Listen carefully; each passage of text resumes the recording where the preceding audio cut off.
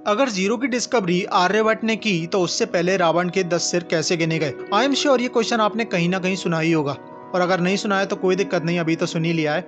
चलो आओ इस पर थोड़ा सा डिस्कशन करते हैं।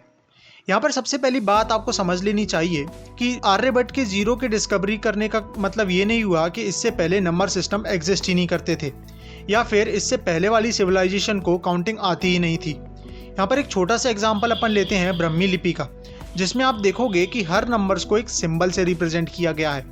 10 जिसमें कि जीरो का इन्वॉल्वमेंट होता है, उसमें भी एक अलग सिंबल का यूज किया गया है। सिमिलरली 20 में भी और 30 में भी एंड सो ऑन। आगे समय में देखें तो 3rd सेंचुरी में शारदा लिपि का इंट्रोडक्शन हुआ, जिसमें कि जीरो को इंट्रोड्यूस किया गया, मगर उस समय ये नहीं मालूम था कि इसे कंटिन्यू कैसे रखना है, यानी कि जीरो का आगे इन्वॉल्वमेंट क्या होगा। उसके बाद जब आर्यभट्ट ने जीरो की डिस्कवरी की तो इसका अर्थ ये नहीं है कि उन्होंने कोई एक नया आइडिया या कॉन्सेप्ट इंट्रोड्यूस किया।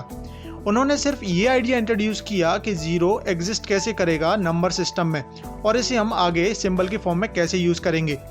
जैसे उन्होंने बताया कि 10 में हम 1 को 10th प्लेस पर रखेंगे और 0 को यूनिट प्लेस पर। ये आइडिया सबसे पहले भागशाली मानुस्क्रिप्ट में यूज किया गया, और उसके बाद ये आइडिया कई और लिपियों में भी ऐड किया गया। सिर्फ आर्यभट्ट ही नहीं, इसमें कई और वैज्ञानिक जैसे कि ब्रह्मगुप्त ने भी काफ़ी अहम रोल प्ले किया।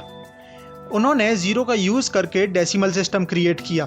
ये बात हम जब की कर रहे हैं जब दुनिया में डेसिमल सिस्टम जैसा कुछ भी एग्जिस्ट नहीं करता था। उस समय ब्रह्मगुप्त ने डेसिमल सिस्टम इस दुनिया को दिया।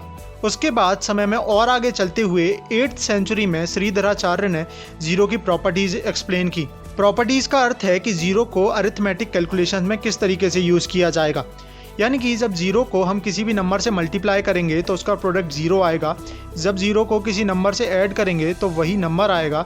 ये सारी प्रॉपर्टीज़ श्रीधराचार्य ने एक्सप्लेन की।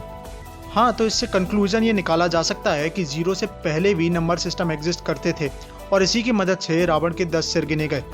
इसमें ध्यान देने वाली बात एक और है कि आर्यभट्ट के साथ साथ ब्रह्मगुप्त और श्रीधराचार्य भी वे वैज्ञानिक हैं जिनका नाम और जिनका काम समय में कहीं दबा दिया गया है। हम किसी भी आइडिया या फिर किसी भी नॉलेज को एक इंसान पर पिन पॉइंट कर देखते हैं, मगर ये सारे रिजल्ट्स काफ़ी जनरेशन्स की स्टडीज़ और रिसर्च के बाद आते हैं, जिन्हें कि आज हमें शेयर करने की बहुत ज़रूरत है। तो अपने एंसेस्टर्स का वर्क पढ़ो और उन्हें शेयर करो। और इस बारे में आपके क्या ओपिनियन है, let me know in the comments. और हम मिलेंगे किसी और वीडियो में। जय मां भारती।